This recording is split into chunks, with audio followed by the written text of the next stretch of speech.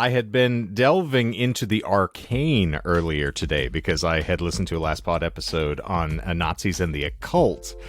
And strangely enough, Michael, I want to inform you that there is a long-forgotten tome in the esoterica of Madame Blavatsky's writings that we have unearthed to discover. And Michael knows of Madame Blavatsky from all of his discussions about Lemuria and the Lemurians and all of their nonsense. But apparently there is another unaccounted for race that was discovered. Can you believe this? Oh, man. The 8th race. Yes. Oh, jeez. Let me hear it. It's the Dildoradians. Dildorado has actually been found. They found some of, just scattered, pieces of pots and some arrows, but it has been found. So the fabled Dildorado was discovered only last week. So we've managed to unearth it at the appropriate time, I find. I think I saw pictures of those arrows because they were like really rounded at the end instead of it being pointed. Strange, yes. And very long. You imagine a lot of shaft had to be present to propel the tip of those things forward. Yeah, I don't know how those things would have flown either because like the feathers were like more like rounded.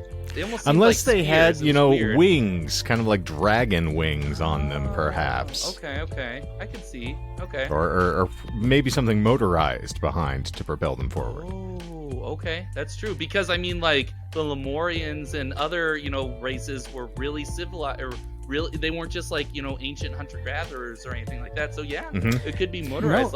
I think they ate quite a bit of popcorn as well. Detective popcorn, indeed. No, the Dildoradians, I found, they're, very sleek, tend to be a little slippery, very top-heavy as a race, from what I was told. But a plethora of colors and sizes you could find, but all very slender, unless you got them from a, different company.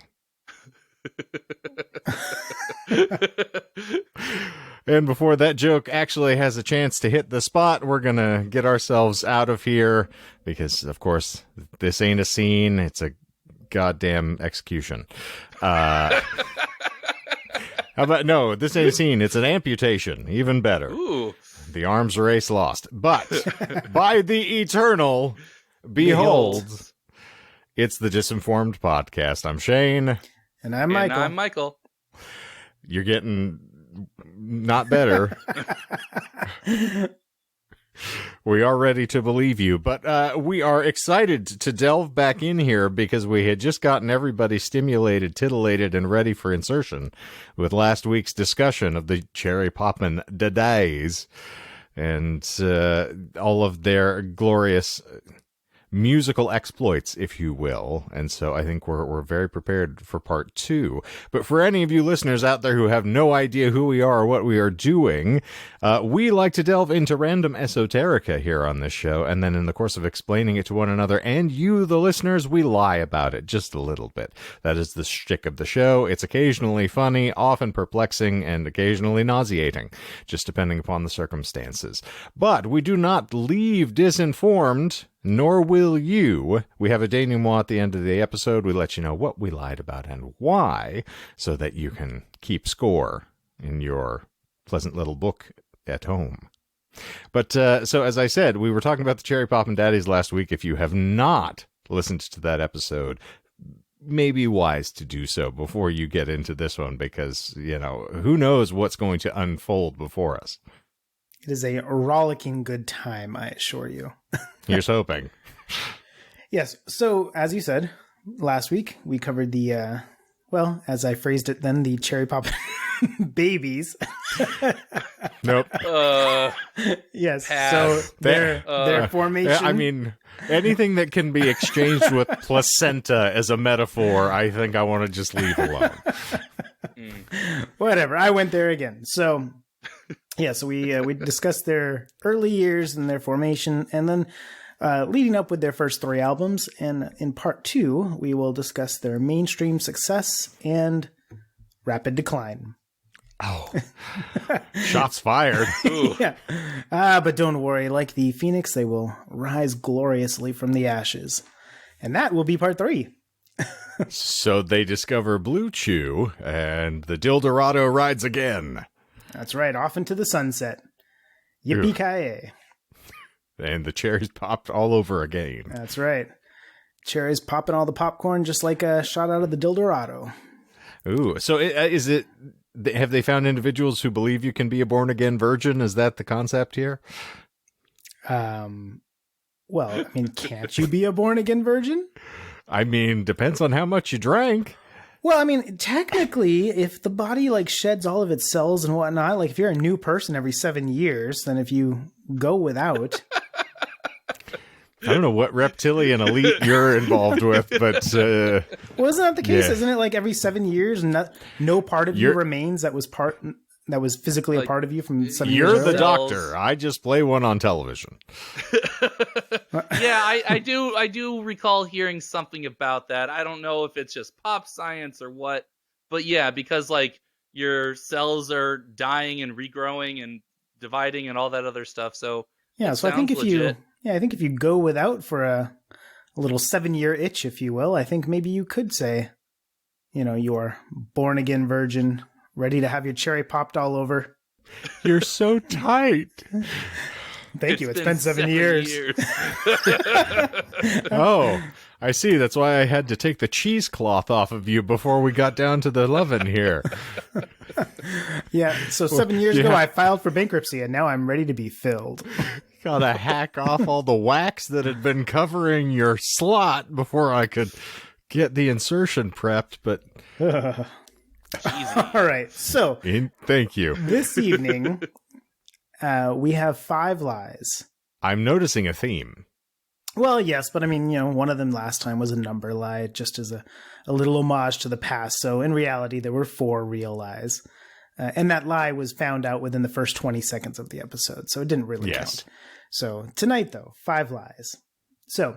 Well, I don't really count either, so we'll never know what happened. Yeah, so where we left off, the Cherry Poppin Daddies had just come out with their 3rd album, Kids on the Street, and were touring That's what happened to the babies. That's what happens. You go around, you pop cherries, got all these little babies, you just leave the kids on the street and call it a day. Just like fundamentalist Mormon males just kicked out of the commune and left to fend for themselves. Exactly. So that album saw their kind of the biggest success at the time, but still hardly, you know, mainstream success. So now we're moving in. We're circa 1997. So when we last left the Cherry Poppin Daddies in 96, they had just released their 3rd album that I was referencing, had achieved moderate success, even appearing on the Rolling Stones alternative charts. By late 1996, ska had broken into the American mainstream as one of the most popular forms of alternative music, catapulting such major label bands as Real Big Fish and the Mighty Mighty Boss Tones into the national spotlight. I considered it breaking and entering personally, but... I've actually been listening to a lot of like Mighty Mighty Boss Tones because nowadays they make children's music and Cordelia loves it. Yeah, true story. Oh, well, that's what happens when you knock on wood, I suppose, but... I mean, the last time I had heard anything from them, they had made a whole album about George Floyd, like about 3 years ago. That doesn't strike me as Really? children's music. Oh, goodness. Yeah. Wow. Yeah, I knew, I heard other people talking about that, and they said it was not worth the listen. Interesting. I had not heard that album. I'm kind of keen to go check it out now. Well, please do and report back because... Who told you it wasn't worth listening to? Because that, like... that doesn't really speak well to their character, Yeah, did they say that like, as they were as putting in, up like, their Confederate flag sun visor and their big Ford F-150? No, as in like they were reading. It was on a podcast that I was listening to, and they read the lyrics from it, and it sounded very cringy. All right, so what Behind the Bastards episode was this on then? It actually was Behind the Bastards. I know you way too well. You don't listen to anything else. You don't even listen to this show. It's painfully evident. But all right, I'm sorry. Just Continue. as a quick aside, talking about other podcasts briefly, but Behind the Bastards, I got into for a little while. Don't listen to it nearly as much now. It subsequently spun me off onto the Dollop when those guys showed up on a Behind the Bastards episode. Got into the Dollop for a while. Then they referenced Last Podcast on the Left, which got me to leave the Dollop, go to Last Podcast on the Left. And that's where I've been at for like ages now, because there's like 600 bloody episodes or whatever. Yes, so you're a little loose as far as your podcast My cherry's been go. popped many, many moons ago. All right, I don't feel special any longer. Oh, well, it was y'all that got it. And I yeah, that's right. That's why I dug deep and just buried myself in your back catalog. The feel like I need a strikes again. Check, please. Yes. All right. So, yes, the Real Big Fish, Mighty Mighty Boss Tones, etc. had broken into American mainstream. The Cherry Poppin Daddies, however, without the support of a record label, were ultimately left on the fringes of commercial visibility. Although Kids on the Street had sold well for an independent release, the band had continuing difficulty securing press and distribution outside of the Northwest, while the pressure of full-time touring was inevitably becoming both a personal and financial strain on the members. Feeling that they had hit a glass ceiling as an independent band, Steve Perry said the Daddies were left with one of two options at this time: either sign to a label or break up. Or dispose of the Dildozer. Well, it was around that time that the Dildozer was retired, remember?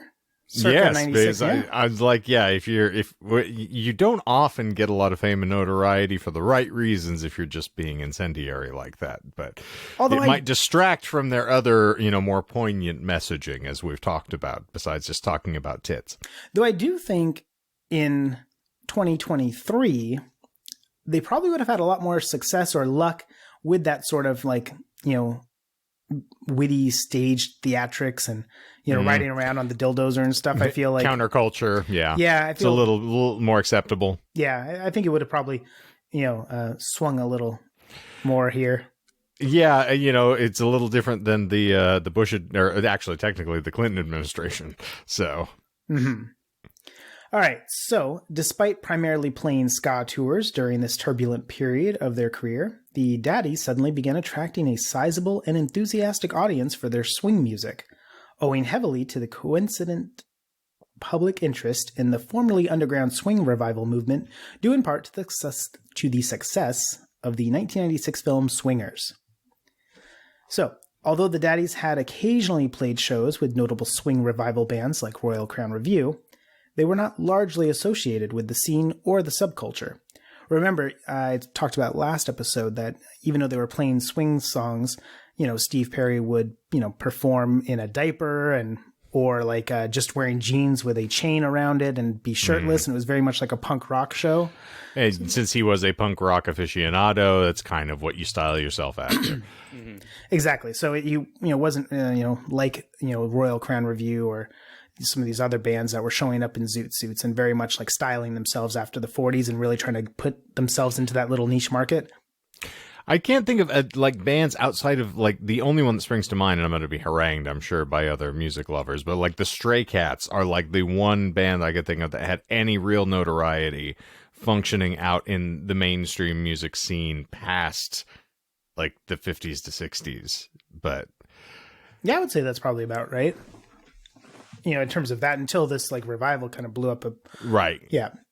So when fans regularly began approaching the band's merchandise table, asking which of their albums contained the most swing songs, the Daddies realized they lacked an album fully representing their swing side, prompting the band's manager at the time to convince them to compile all of their swing songs onto one CD until they could afford to make a new album, using their available finances to record a few bonus tracks for its inclusion as well. And that was Huey Lewis and the News is 4, I believe, is what that album was. Yeah. Great album. Good year. All the swings. Mm-hmm. Yes. There were 17 under par by the time they were done with the album, as I recall. So essentially it was, it was kind of a win-win, right? Because you have everybody coming up to their table. Hey, which of your albums has the most swing? Well, why don't we just put all of our stuff together on one album? It would save us a bunch of money because we don't really have to do much other than record a couple new songs. Right. And then we can just pop it out, and we're answering an ask that's, happening all the time here. So, kind of an easy win-win there. So what you're saying is that it don't mean a thing if it ain't got that swing. Got that swing. That's right.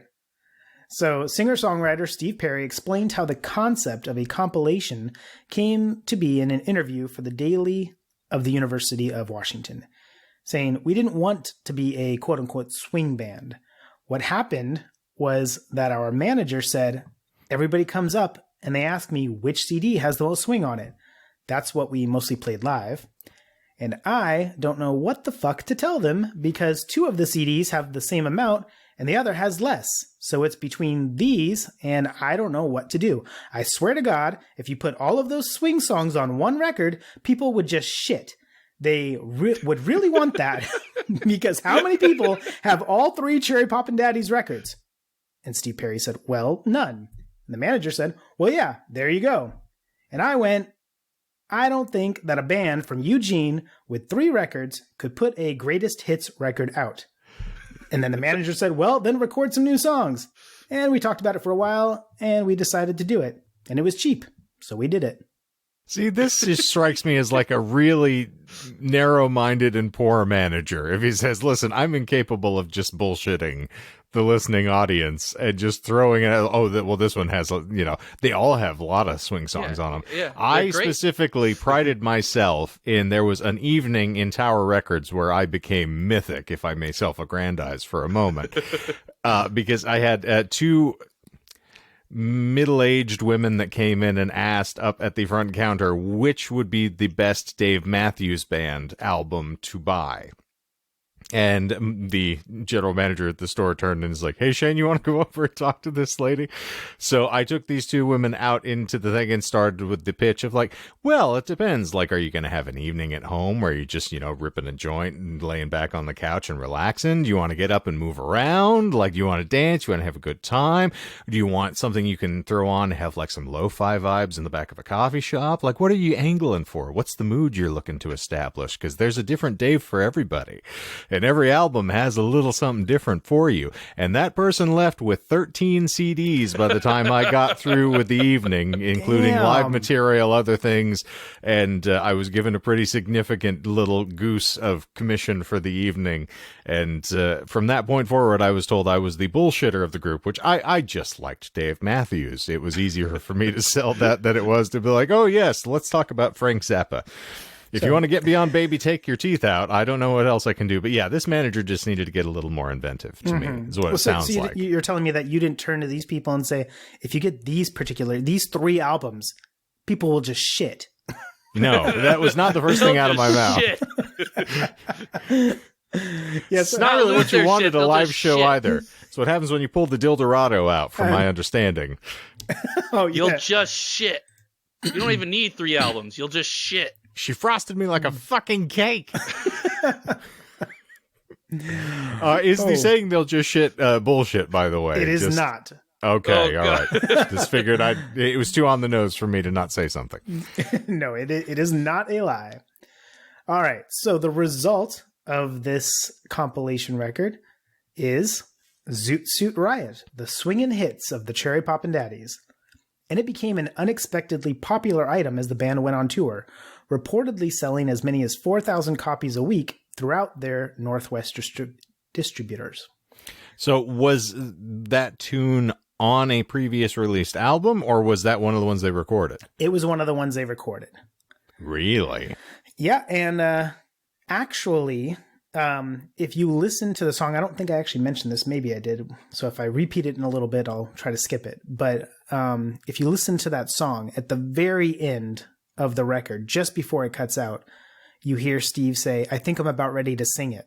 Because what they had done is they recorded it in the one take, and just like when they were practicing it, and then they just went ahead and recorded it, and the actual record itself was not meant to be the actual recorded song. And so at the tail end, he's literally just telling them, "Okay, I think I'm about ready to sing it." Yeah. And then it was like, "No, we'll go with it." No, yeah, engineers do that shit all the time. You routinely have something where you're practicing and they'll just record it just to see what happens. And you'll get in afterwards like, yeah, no, you don't need to do it again. I recorded that one. So you're like, oh, okay, fine. We'll just keep it. Yeah, so it worked out very well. And it's just kind of funny that it hangs out there in the little bit there. So, it's apocryphal. Mm-hmm. So this is a compilation album, Zoot Suit Riot, the swingin' hits of the Cherry Poppin Daddies. by the American band, the Cherry Poppin Daddies, of course, and it was released on March 18th, 1997 by Space Age Bachelor Pad Records. The album is a collection of swing and jazz-influenced songs from the band's first 3 studio albums, along with 4 bonus tracks recorded especially for this compilation. Recording for the album's bonus tracks took place in late 1996, and according to accounts by Perry, was hurried and carried out on a tight budget as the band, quote-unquote, didn't have much bread to record. In several instances, only single takes were used. And then I do write it here. At the end of the album's titular song, Perry is heard saying, "I think I'm about ready to sing it now," which he was signifying to the engineer after doing his first run-through of the song. The engineer instead told him it was a decent take and suggested keeping his comment in the final mix as an inside joke, to which Perry ultimately agreed, saying, "Unbeknownst to us, it became a big hit record." For context as well, like this is at the era where like Bush was the band du jour, and we were just sort of coalescing into the grunge era. So this record was a complete contrast to anything else that you would hear on the radio, which was really pleasant. And a nice little soupçon of something different than what you had just had tamped down your throat for the preceding 4 or 5 years. Exactly. Yeah, it was very much a change to what had come, but it was also such a quick little flash in the pan, and then popular music just shifted on and moved on and left everybody behind, as all too often happens. Mm-hmm. So following negotiations while stopped in Los Angeles during another tour together, Real Big Fish arranged a meeting between their label, Mojo Records, and the Cherry Poppin Daddies in the hopes of helping the band obtain a distribution deal for Zoot Suit Riot. Because keep in mind, at this time, they were still just doing their little local scene thing, and this was a record that they had just released independently, like their first 3, and it was really just trying to get people to, shut up about which album to buy, and here, grab this one to try to make some money, right? So this wasn't meant to be some major hit. So, following negotiations between Perry and Mojo, however, the label instead signed the Daddies to a 2-album recording contract. Zoot Suit Riot was licensed and reissued by Mojo and given national distribution in July 1997, less than 4 months after its original release. By October 1997, the rising mainstream popularity of swing music had resulted in consistently steady sales of Zoot Suit Riot, motivating Mojo to release the album's title track as a single and distribute it among modern rock radio stations. Do we feel like Jim Carrey's turn in The Mask was what was responsible for, causing all of this swing to really jump back into the American consciousness? Well, I would say that's that and Swingers, but I referenced earlier the Royal Crown Review. Well, I referenced Swingers, but I referenced Royal Crown Review, who actually appears in The Mask. And and they're the ones that do the Hey Pachuco song. Yes. Yeah. Oh. So I find it interesting, just the things that swing. I actually have never seen Swingers, so... Oh. Fight me, Jon Favreau. Find me. Whoa! Shots fired. So the Daddies, who were in preparation over recording a new studio album, ardently protested Mojo's decision under the belief that a swing song would never receive airplay on mainstream radio, and the band would likely have to recoup the cost of its marketing. Nevertheless, Mojo persisted, and to the band's surprise, Zoot Suit Riot soon found regular rotation on both college radio and major stations such as Los Angeles' influential K-Rock FM. I feel like I want to get the t-shirt that says, "Nevertheless, Mojo persisted." Nice. There's a marketing opportunity there somewhere. I like it. So by mid-1998, the Daddies had emerged as one of the most successful bands of the swing revival. After climbing to number 1 on Billboard's top heat seekers, Zoot Suit Riot became the first album of the swing revival to crack the top 40 of the Billboard 200, peaking at number 17 and spending an ultimate total of 53 weeks on the chart. In June 1998, the album had sold 500,000 copies in the United States, going on to surpass sales of 1.4 million by August. Wow. Yeah. The album's lead single, Zoot Suit Riot, became a moderate radio hit, reaching number 41 on the Hot 100 and appearing on numerous compilation albums, notably the very first U.S. installment of Now, That's What I Call Music. No. Really? Yeah, the very first one, yep. Huh. Now they're on like 700,000 or something like that. And they have children doing them. That's right, but No. That's a different one. That's the Kids Bop. oh yes, Kids But Bop. still, yeah, but they've released 1 million of those now. That's what I call music. But the Daddies were there to pop the very first cherry. Sorry, I'm thinking of that one with the speakers and the bumps and stuff, and how they would the song that he read from last week. Oh yeah, with the lady about the speakers. titties? Yeah. Yes. And I was like, I wonder how they would try and put that on Kids Bop. Well, I mean, Kids Bop did just do one of your favorite artists. Yeah, the Montero. So, I mean, well, if you can fucking try to make that clean and pural, like... Well, and the song that you're referencing there, Mike, does say, Holy Toledo Twin Torpedoes, my Cub Scout pitched a tent in my Speedos. Well, it's talking about Cub Scouts right there and pitching tents. I mean, that's, yeah, if that's not and an anthem uncles. if that's not an anthem for the Boy Scouts of America, I don't know what is. There's also You're not wrong.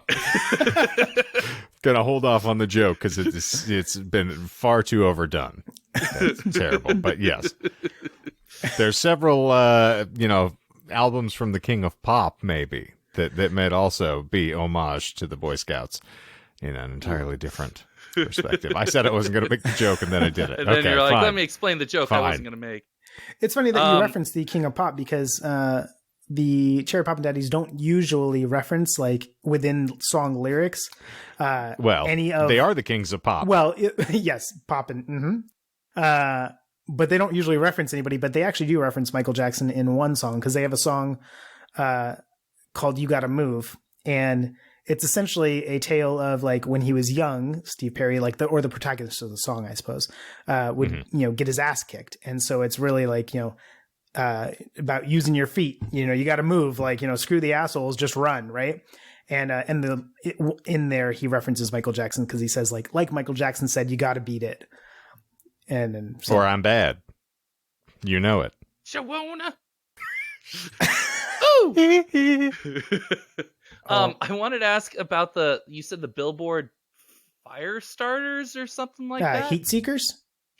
Oh, I was close. Twin torpedoes. Yeah, heat seekers, yes. Never. They sense heat. I've never heard of that before. What?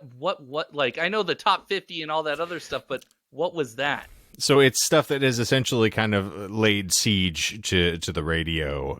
New oncoming hot singles, for lack of a better term, in our area. Okay. Got it. Asian girls want to date you now.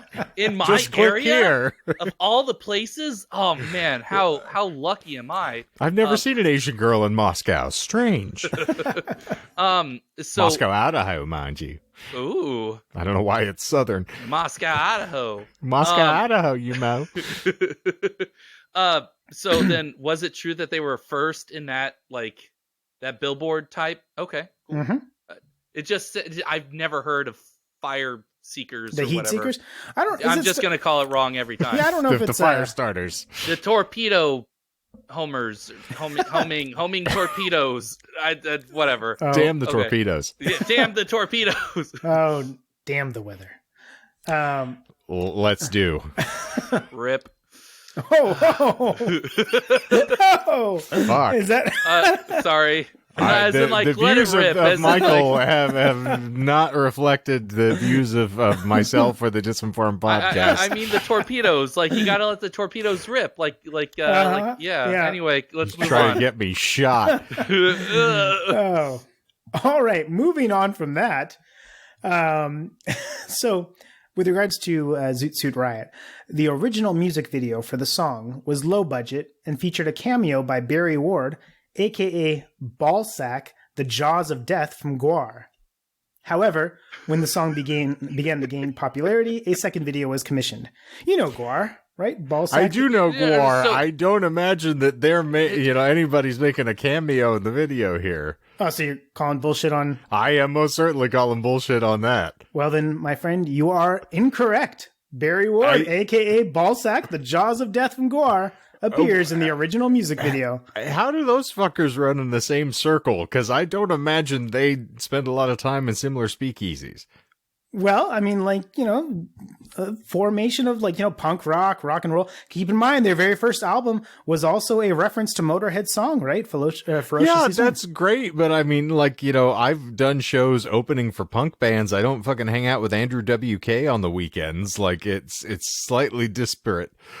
No bullshit. I'll be incredulous. But yeah, okay. That's great. Is that really his nickname? Ballsack? Yes. Jaws of Life? You're not familiar with Gwar. They are very visceral. I mean, like, I understand Ballsack and I understand the Jaws of Life. They have giant, like, water guns full of what is intended to be semen that they spray out on the audience and blood and listen all to what sorts you of just things. said there. And then think of the Dildorado shooting out stuff. So you're you're telling me that the two of them don't have common ground? I'm just saying, stylistically speaking, the music would not imply that these are kindred spirits. But yes, in that context, it is rabble rousers, you know, anti-society boys. Then yes, I get it. But no, he's there in the first video, the low budget one. Mm-hmm. My headcanon is that he agreed to be part, like a cameo in their music video if he got to drive the Dildorado. Because I still believe in my heart that it is around at this point in time. For all we know, that's how they got him in the music video, because the Dildorado hasn't been seen since. So maybe Ballsack is the one driving around on the Willy on Wheels. Maybe they just erect it, you know, vertically every night, and that's one of the backing set pieces that Gwar uses on tour, because they're very, like, Rob Zombie-esque in the theatricality. They deck the stage out. Like, Pink Floyd's got nothing on Gwar. Mm-hmm. So, because the original music video was such a low-budget, you know, affair that was really just thrown together quickly before the music, or the song, rather, really took off, Mojo wanted a second music video. And so for the second music video for the song, that one they brought in Gregory Dark to direct it, who has directed videos for Ice Cube, Exhibit, Britney Spears, Vitamin C, and Linkin Park. And Cameron Diaz. It was also edited by Bob Murawski, who edited the original Spider-Man trilogy, Oz the Great and Powerful. I'm suspecting... Bob Murawski. Sorry. Editor with one eye. So he edited the original Spider-Man trilogy, Oz the Great and Powerful, and Doctor Strange in the Multiverse of Madness very recently. And was also awarded back in 2010 an Academy Award for Best Film Editing for his work on The Hurt Locker. And so this is the man, you know, an Academy Award-winning editor who was brought in to edit their second music video, the retake of Zoot Suit Riot. So some big names between the director and the editor. Indeed, and who says monsters don't have a cultural touchstone for us? The video earned a nomination for Best New Artist in a Video at the 1998 MTV Music Video Awards. Now, what's interesting here is the second video contains various flashes of occult imagery, such as a bartender serving drinks with a dead goat lying on her bar, flashes of a creepy clown face, a vampire woman licking blood off her hands, a monument made of skulls, and various people force-feeding a mannequin head. I don't recall the skulls. What? I do recall the goat. It's been years since I've seen that video, but I feel like I recall some aspect of this. Yeah, it's very interesting considering it's a very fun swing song. It's a very fun swing song. People are dancing around, and yet you've got a dead goat lying on a bar where the bartender's serving drinks with it. You've got creepy clown faces, vampire women licking blood off her hands. Still hot. I mean, sure. They are subversive as just by the nature of the material. We've talked about that as a contrast, so it doesn't shock me that that's something they would do for the video. I still want to ask, just because Shane was a little bit on there, I want to make it a formal bullshit. I'm calling bullshit on the Mountain of Skulls. Nothing in the list was a lie. Okay. Yeah, all true, including very strangely, it's very weird imagery, but just watching people, like various people, force feed a mannequin head. Weird. And I'm not entirely certain what the imagery is supposed to convey, what meaning it's tied to. I have no idea. Well, it's hyper capitalist consumption in our modern day that the working man cannot afford to do. Indeed, just like George Romero taught us. Mm-hmm. Exactly. Yeah. Now, I have to ask, if you recall, is the mannequin head just like a normal head, or is there actually like a working mouth? Like, is it open, or are they just smearing food on its face? I believe it's just a mannequin head, if memory serves. So they're correct, just smearing it on its face. Yeah. I mean, just little cuts to it of, forcing it in there.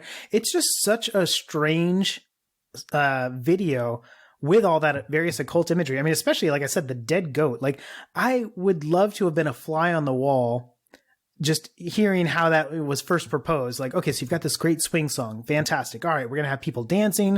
It's going to be like, early 20-somethings doing flips and kicks and all this.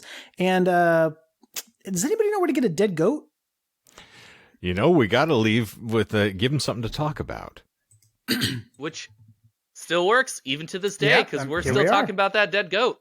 Yeah. Now, I don't know. Do you know if it was a real goat? Like, did they have to have like a disclaimer at the end that like, no animals weren't harmed? Well, there's no disclaimer. I assume it's not a real dead goat. But I have no idea. And for all I know, it's a real big fish. Yeah, for all I know, it wasn't even a mannequin head. It was a dead head. They're just shoving food in. Jerry Garcia. So, how dare you? Perhaps not surprisingly, considering the fellow went on to to edit the Spider-Man trilogy, but also of interest, the video stars a young Kirsten Dunst as one of the swing dancers in the music video. What? No. Really? No. Bullshit. No. It's correct. That's bullshit. I was like, she had been like a child actress, so I'm not sure that you would have gotten her in on that unless you were like fucking Howie Day. Well, she would have been. No, she would have been a teenager because the interview with the vampire I was like, Interview with the Vampire. She was like 10. Yeah. She's my age, so yeah. She was not very old. Yeah, I was hoping that would just kind of sneak itself in there. Given all the other incredulous thing that was happening. Methinks you doth protest too much with all of the other stuff in front of that, and then just whap that dangle on the end. I'm like, I can see a dead goat. I can see people force feeding a mannequin, but an early Kirsten Dunst. No. If you told me Kirsten Dunst was the dead goat, I may have gone with it. She dressed up in the skin of a dead goat and laid on the bar. Indeed, yes. So following Zoot Suit Riot, the Daddies quickly followed this up with the release of Hey Pachuco, another swing song influenced by Hispanic culture in the 1930s and associated with Zoot Suit fashion. Once Zoot Suit Riot and Hey Pachuco had begun rising up the charts in early 1998, Mojo insisted that the Daddies immediately began touring behind it, forcing the band to abandon their follow-up studio album, which they had already started recording. Mojo also convinced Steve Perry to allow fellow label mates, Rattle Them Bones, to use one of the Cherry Poppin Daddies' abandoned names, and thus Rattle Them Bones became the Big Bad Voodoo Daddies. Bless them. Yeah, who then later on went on to do a Super Bowl halftime show, just since we recently had one of those. And it was delightful. I will take your word for it. Yeah. I'll take your word for it. You shouldn't. So, spending the majority of 1998 and 1999 on the road, the band were now playing close to 300 shows a year, carrying out both headlining and supporting tours of the United States, while traveling internationally as one of the headliners on the 1998 Warped Tour, alongside Rancid and NoFX and Bad Religion. So yeah, one of the headliners of the 98 Warped Tour. And I'm sure that Steve was happy as a pig in shit. I do not doubt it, yeah. He just shit. It was like if he got the first 3 albums, he just shit. Yep. Just throck that butt plug right out of him, and NoFX is right there next to you. Took out an eye. Pachuco. Oh. Yeah. Pachinko. Ding, ding, ding, ding, ding. The price is wrong, Bob. Okay, so following the 98 Warp Tour and playing for, with Rancid and NoFX and Bad Religion, a little something that Shane might be interested in is, following that Warp Tour there, the Daddies then opened for Metallica during the West Coast stage of their Reload Tour. I'm just going to patently disagree with that. Yes, that's also bullshit. Fucking Metallica fans have been known to set the seats on fire. You fuck around with shit like that. Well, they did just play with NoFX and Bad Religion, so I mean, and this was Metallica in the Reload stage of their career. Ska is at least a kissing cousin to punk. It has nothing to do with thrash metal, and particularly, I don't care if it's the short-haired Metallica, there were still a lot of angry dude bros hanging out in those shows. Yeah, I thought maybe that one would sneak on by, but I also figured... I appreciate the tip. Yeah, just the tip, and it didn't get too far in and already splooged. My cherry's been long gone, friend. I'm sorry. This is not a conquest. Well done, sir. Well done. Oh, thank you. Thank you. Taken several swings, and you've already hit a few homers here, so... Yeah. No! Ow! All right. So during this time, the band also made high-profile appearances on major television shows, including The Tonight Show with Jay Leno, The Late Show with David Letterman, The View, Dick Clark's New Year's Rockin' Eve, each time performing their hit, Zoot Suit Riot. The jazz critic Scott Yanow, in his 2000 book Swing, labeled the Daddies as the perfect quote-unquote whipping boy for the retro swing movement, noting, quote, "The Daddies sound as if they are a punk rock band who has chosen to masquerade as swing. The rhythm section has difficulty swinging, the vocals are often profane, the music, although excitable in spots, usually comes dangerously close to camp." Critics. Yeah, ouch. What's very funny about that is they sound like as if they are a punk rock band who's chosen to masquerade as swing. It's like, well, for starters, they've always done swing in all of their stuff, but yeah, they are a punk rock band. You think that does some swing. Yeah, it's like you think that's a criticism, but thank you, actually. Yeah. You nailed me perfectly. The thing about criticism is that it does require a yard marker. Like, you need something to measure it against, and ultimately that always ends up being the purest form of the expression here to date. So if you try to do anything revolutionary, or if you try to tilt something on its head slightly, the purists are always going to get their panties in a wad. Mm-hmm. And it just doesn't...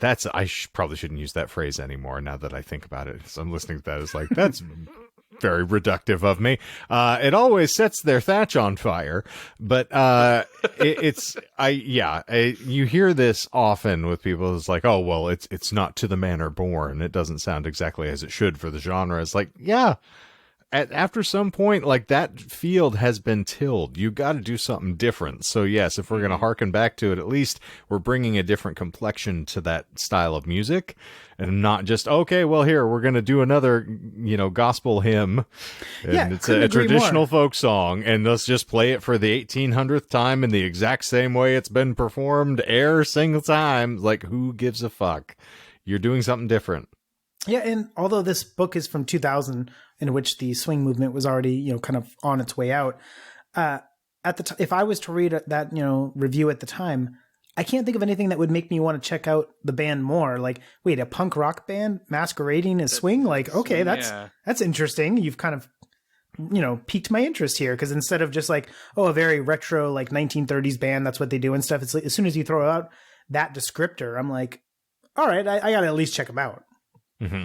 Yeah, but I feel like you wouldn't be buying that book unless you're a super swing purist in that regard anyway. You're like, oh, I respect this guy's opinion because all he cares about is swing. So if someone is attempting, yeah. That's true, since the book itself is called Swing. I think you're very right there. So, well, since you made an All-American Rejects reference there that you didn't acknowledge, I'm very upset, but... Yeah, sorry. I know those boys. It's important for me to lay the ground down. I was their handler for an evening in Lake Havasu City. Oh. Yes, they were going through on tour, and it was, again, talking about like mashups of MTV. So this was 2003. They just started getting some notoriety, so I had nothing to do with this. I was just I got assigned to them. But they were on tour for the Fashionably Loud tour, I think, is what was going through Havasu at the time. The other headliner was Seether, who I was very into and exceedingly excited, and I was desperately hoping I would get Seether, and I got stuck with these kids who couldn't drink. They were all under 21. All of them were, these well put together looking young lads with long hair, and I'm the angry bald guy. So I was so pissed at having to chaperone these kids around all day. And they gave me, like, the sweetest guys in the world, were super nice, gave me copies of their CDs, gave me a t-shirt, gave me a bunch of stuff. And I'm an idiot because I was so exhausted. I dropped them off at like 4 a.m.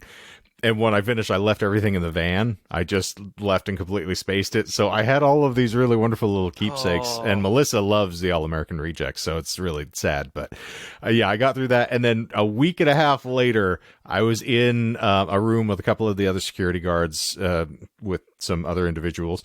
And we were all watching TV, and they're Fashionably Loud. Here's the All-American Rejects playing music with scantily clad women just walking by them doing, a fashion show. And I was like, holy shit. Those guys they're actually pretty big. So yeah, it's one of the weirder nights of my life, but That's pretty cool. yeah, very interesting individuals, but it's 20 years ago now. So what the hell does it matter? You were bald back then, 20 years ago? I started shaving my head real quick. Like so optional bald. Well, so my family's been rocking the horseshoe haircut for time immemorial. Like my brother had pretty much receded back by the time he was like 18 or 19. And so I always knew it was in the offing. Now, apparently the lighter haired members of my family keep their hair a little longer. So I still probably have got a decent collection of it. But once it started thinning out, I was like, there's no fashionable style I can do with this. Like, it's just going to look ridiculous. I started looking like the lead singer of Smash Mouth after a while, or just like, oh, fuck. So my mom refused to let me shave my head. It was one of those, like, everyone else in the family's bald. I refuse to let you go. So she's like, no, you keep your hair as long as you can.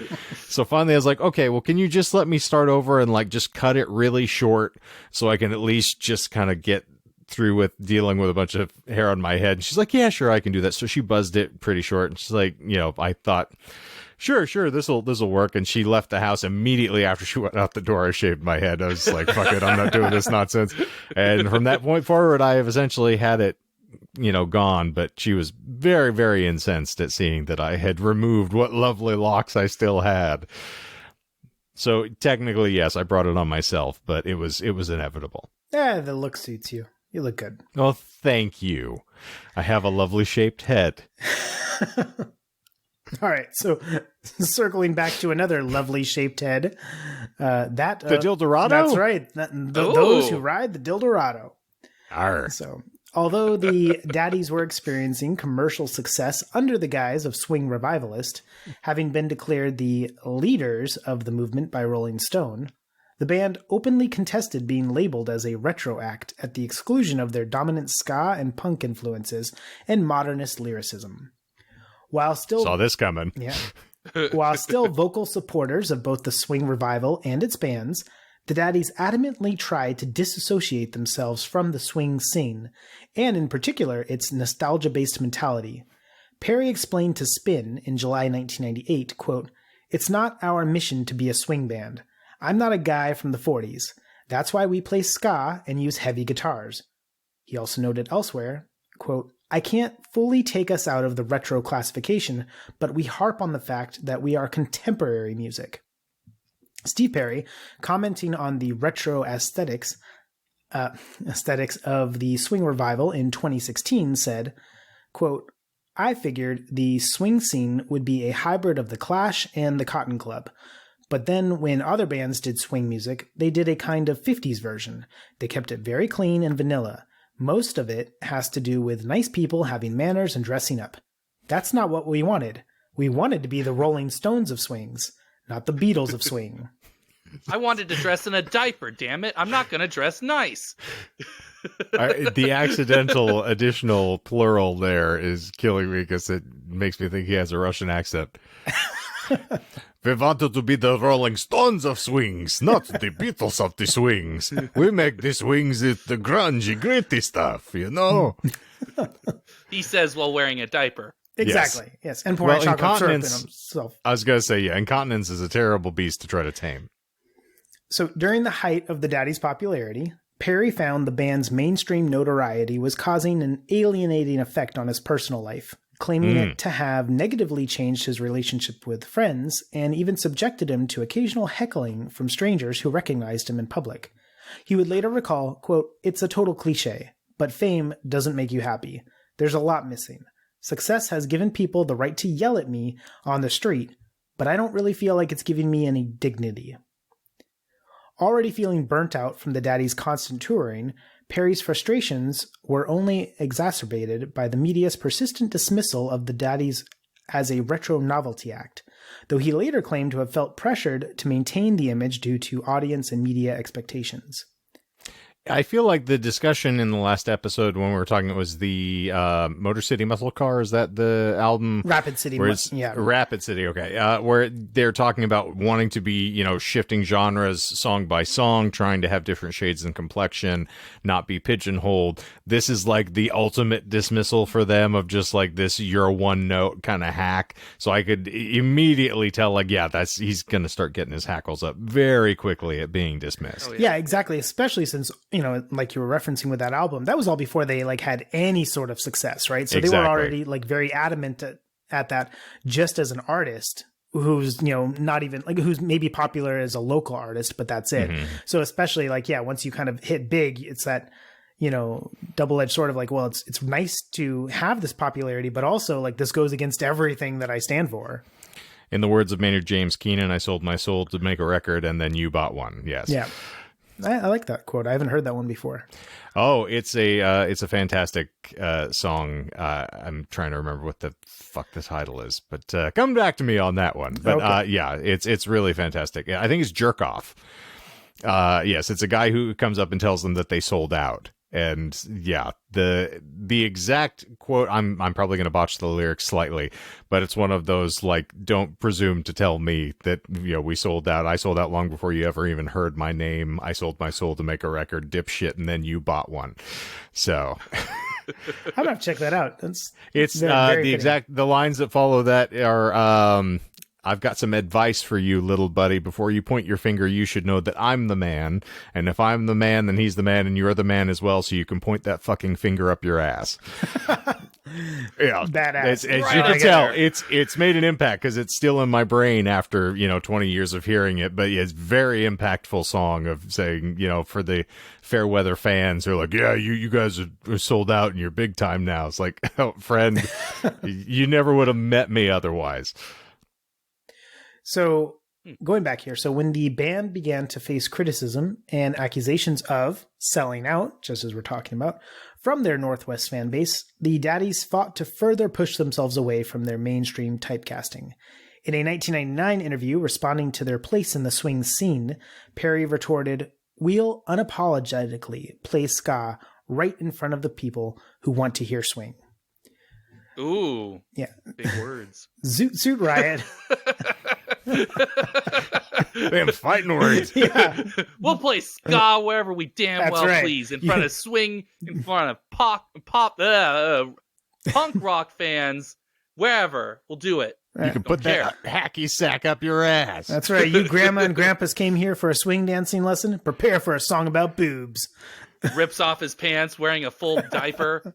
Speaking of which, did they play that song at the dancing lesson? Sadly, no. But they did they did play it like a year or two ago. I saw a streaming of it, so it was pretty cool to see it kind of circling back into their repertoire. So Zoot Suit Riot had sold over 2 million copies in the United States by the time the swing revival's mainstream popularity had declined, finally slipping off the charts in January 2000. With their touring schedule finally coming to a close, Daddies commenced work on their next studio album. Well, I think that it timed out just precisely. Was that where you were wrapping up, or is this... No, it was I going didn't to. Yeah, figure. it was going to continue on because it was. This is. We're now going into their mainstream decline, but I kind of worded it in that way because I thought that would sound like a nice concluding way for you to hop in. It is, and we timed out precisely where I intended we were going to. So, what a wonderful way to leave right as they are at their apex, and we are beginning to evanesce, if you will. Allow me to use that term in its appropriate nomenclature. Ooh. But yes, what a wonderful one. So. That sounds fantastic. Since we did not get through the entirety of your selection here, I don't imagine we can do the full unveiling of lies here. Well, actually, I could let you know because so we could say that there were 4 lies because there's only one remaining. All right, I know that we did get 3. Yeah, so let's see. So we had the video also stars young Kirsten Dunst. Well, you caught that. Mm-hmm. The next lie immediately followed that, and I thought that I might have actually spoiled it myself with my offhanded comment discussion about Royal Crown Review earlier, because I then said the Daddies quickly followed this up with the release of Hey Pachuco, another song influenced by Hispanic culture in the 1930s. I was going to throw something out there, and then I was like, they might have just done another version of it, but yeah, okay. But yeah, no, that's Royal Crown Review, and forgetting, because I wrote the script quite a while back, forgetting that was coming up, I threw it out there and answered it itself, and so as I read that out, I was like, I already said the answer. Yep, okay, but those are still fun. I love doing that. Like, it's like, well, as the reader for your script, you're like, oh man, they're gonna get it because I'm giving the answer in the next paragraph. Most of the time that doesn't happen. Yeah. So all right, so that lie went on past, yes. And then we have the next lie here. Mojo also convinced Steve Perry to allow fellow label mates Rattle Them Bones to use one of the Cherry Poppin Daddies' abandoned names, thus becoming the Big Bad Voodoo Daddies. That is in fact a lie. The Big Bad Voodoo Daddies already existed. I just thought perhaps that would squeak on by, considering the Cherry Poppin Daddies had a rather large collection of discarded names that all involved daddy or daddies. And so I thought Big Bad Voodoo Daddies would probably just work their way there. And most certainly did. Yeah. Yes, and then so that lie was missed there. The next lie you did catch, this was them opening for Metallica. And that would be where we leave off on this one. Okay. So it was 2 out of the 4. How wonderful. Well, I think that gives us a lot of excitement moving into the next installment, and little did we know we had the War and Peace of the Cherry Poppin Daddies that was prepped for us here. But we thank you all for being here. It's a delightful time as always, and largely it's attributed to the fact that Michael's got a very well written and thought out presentation, and I just keep making off color comments. And therein lies the rub. And if you want to have a rub, you can join us every single lovely Monday as new episodes are winging your way. So like, subscribe, rate, and review. Of course, we'd love to hear from you. And of course, this new stuff every single lovely Monday morning on your preferred podcast provider app. So subscribe where you can. We would appreciate it. If you want to find us on our debunked social networks, you can. There's a link tree in the show notes below that'll take you to all of the material that I posted like 8 months ago.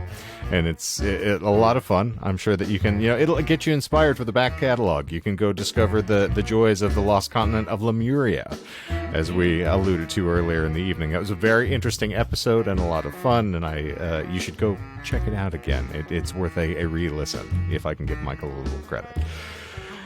Aww. Yes, and of course on the Tubes of You, we are still, just browbeating you, and there will be some exclusive content at some point here, because we are trying to do enough, pre-roll material here for Michael to eventually unleash on you, in 2025 when you least expect it. It's the Spanish Inquisition all over again. But I think that is going to officially wrap this rascal up for this evening's exploits. And so for the Disinformed podcast this week, I'm Shane. And I'm Michael. And I'm Michael. And zippity zoop, we're out of here.